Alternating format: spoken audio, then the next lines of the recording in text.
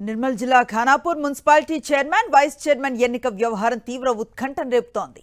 శనివారం కౌన్సిల్ హాల్లో జరిగిన హై డ్రామా అధికారులతో వాగ్వాద నేపథ్యంలో వాయిదా పడ్డ ఎన్నికను కాసేపట్లో నిర్వహించనున్నారు.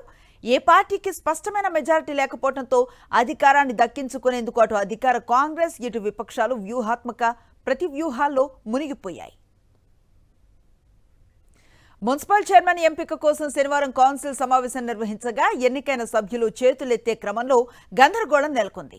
అభ్యర్థి అంకం మౌనిక పేరును అధికారులు ప్రతిపాదించి ఆమెను బలపరిచేవారు చేతులు ఎత్తాలని సూచించారు. ఆ సమయంలో 7 సభ్యులు మద్దతుగా చేతులెత్తారని ఎమ్మెల్యే వెడ్మా బొజ్జు వాదించారు. అయితే అధికారుల పనితీరుపై అసహనాన్ని వ్యక్తం చేస్తూ ఎమ్మెల్యే వారితో వాగ్వాదానికి దిగారు. ఈ చిన్నపాటి కన్ఫ్యూజన్ కాస్త పెద్ద వివాదంగా మారటంతో శాంతి భద్రతల దృష్ట్యా అధికారులు ఎన్నికను ఇవాళ్టికి వాయిదా వేశారు. ఖానాపూర్ మున్సిపాలిటీలో మొత్తం 12 వార్డులున్నాయి. చైర్మన్ పీఠం దక్కించుకోవాలంటే 7 మంది సభ్యులు మద్దతు అవసరం.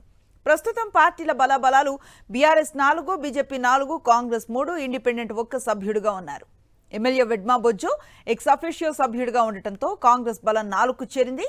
ఒక స్వతంత్ర అభ్యర్థి మద్దతుతో కాంగ్రెస్ బలం ప్రస్తుతం 5గా ఉంది. అయితే పీఠం దక్కాలంటే మరో 2 మద్దతు కాంగ్రెస్కు అనివార్యం అయ్యింది.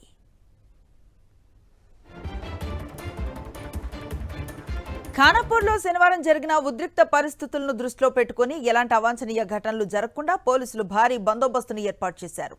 మున్సిపల్ ఎన్నికల వేళ కాంగ్రెస్ ప్రభుత్వ తీరును నిరసిస్తూ ఖానాపూర్ బంద్కు పిలుపునిచ్చాయి బీఆర్ఎస్, బీజేపీ పార్టీలు.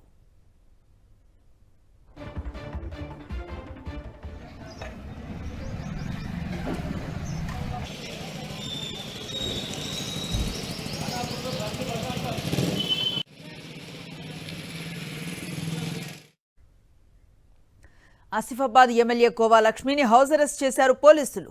కాంగ్రెస్ ప్రభుత్వం పోలీసును అడ్డుపెట్టుకుని ప్రజాస్వామ్యాన్ని అపహాస్యం చేయడం అత్యంత దుర్మార్గమని మండిపడ్డారామె. ఇలాంటి ముందస్తు అరెస్టులు చేయడం సిగ్గుచేటని ఎమ్మెల్యే కోవా లక్ష్మి ఫైర్ అయ్యారు.